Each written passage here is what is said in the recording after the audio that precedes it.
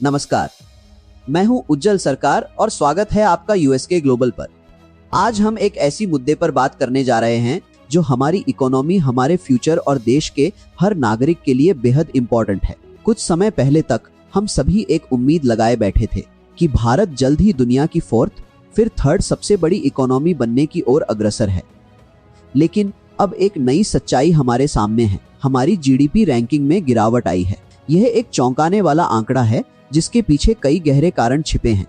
क्या आपको याद है जब हम दुनिया की फोर्थ सबसे बड़ी इकोनॉमी बनने के करीब थे, तभी जापान को पीछे छोड़ने की बात चल रही थी।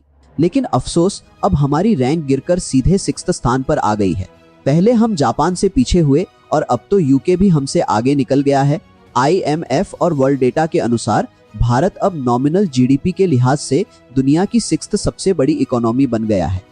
यह सिर्फ एक आंकड़ा नहीं है दोस्तों, बल्कि इसका सीधा असर हमारे देश के इन्वेस्टर सेंटीमेंट पर, हमारी स्टॉक मार्केट पर और सबसे बढ़कर फ्यूचर के लिए हमारी इकोनॉमिक प्लानिंग पर पड़ रहा है। मिसाल के तौर पर हमारी अपनी स्टॉक मार्केट निफ्टी 50 में भी 10% तक का करेक्शन देखा गया है, जो काफी चिंताजनक है। इन्वेस्टर्स अब इस बात पर दोबारा विचार कर रहे हैं कि वे दुनिया की फोर्थ नहीं बल्कि अब 6th सबसे बड़ी इकोनॉमी में इन्वेस्टमेंट कर रहे हैं।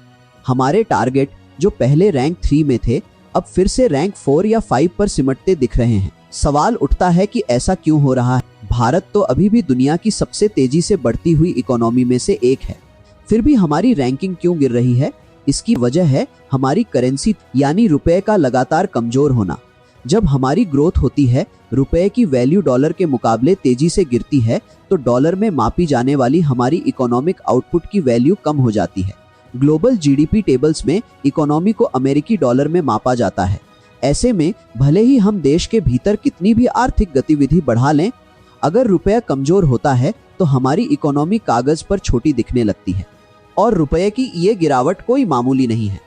कुछ साल पहले जहां $1 82 से 83 रुपए का हुआ करता था, आज वो 93 से 94 रुपए के आसपास पहुंच गया है। कई एक्सपर्ट्स तो 100 रुपए प्रति डॉलर तक जाने की भी आशंका जता रहे हैं।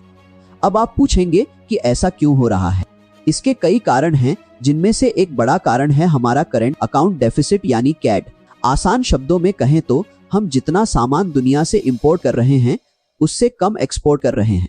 जब तक हमारा कैड नेगेटिव रहेगा, रुपए पर दबाव बना रहेगा। हाल की रिपोर्ट्स की मानें तो भारत का कैड हमारी कुल जीडीपी का 2% तक पहुंच सकता है, जो पहले 1.5% के आसपास था।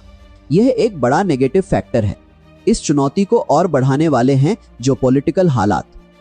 मिडिल ईस्ट में जारी कॉन्फ्लिक्ट, क्रूड ऑयल की बढ़ती कीमतें और डिफरेंट कंट्रीज की डिफरेंट फॉरेन पॉलिसीज सब मिलकर हमारी इकोनॉमी पर दबाव डाल रहे हैं। पहले हमें गल्फ कंट्रीज से आने वाले रेमिटेंस में कमी दिख रही है, क्योंकि वहां भारतीय कामगारों के लिए मौके कम हुए हैं। फिर हमें क्रूड ऑयल और फर्टिलाइजर महंगे दामों पर इंपोर्ट करना पड़ रहा है।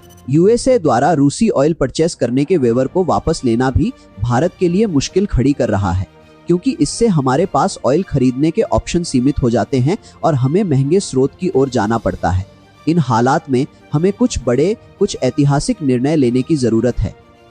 हमें अपने इंपोर्ट बिल को कम करना होगा और एक्सपोर्ट्स को बढ़ावा देना होगा।